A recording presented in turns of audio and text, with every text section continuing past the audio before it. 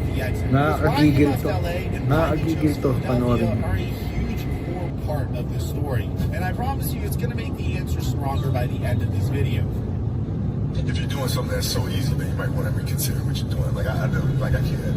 Would I make the same decision? No. The Lakers. I've been a Laker fan since I know Laker history all the way from Minneapolis all the way to where it is today. Right?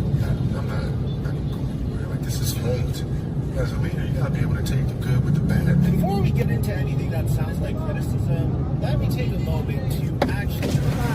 Sir, violation yan! Kasi mayroong convoy. Kanina ka pa boss eh. Sir!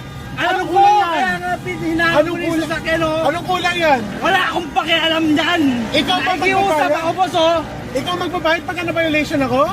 Boss, nakikiusap nga di ba? Violation yan eh!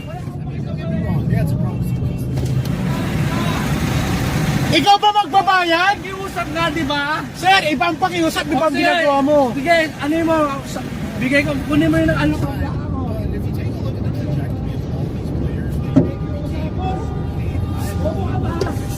like couldn't get it done. Bobo ka ba? Putangin na ba? Sir, Nakikiusap di ba? Ayos! Bakit?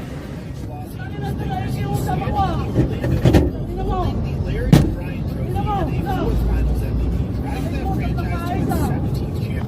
He didn't just join the Lakers, he resurrected them. And the numbers are stupid. Across 8 seasons in LA, LeBron James averaged 25.9 points, 7.9 assists, and 7.7 rebounds. And he finishes his Lakers run top 10 in franchise history. Puta. Points, assists, field goals, and three-pointers. Think about who's on the Lakers leaderboards, guys. Magic Johnson, Kareem Abdul-Jabbar, Kobe Bryant, Jerry West. Kagigil, di ba? LeBron got in at age 33 and Tama, currently next to them entitlement. in less than a decade. So I would be absolutely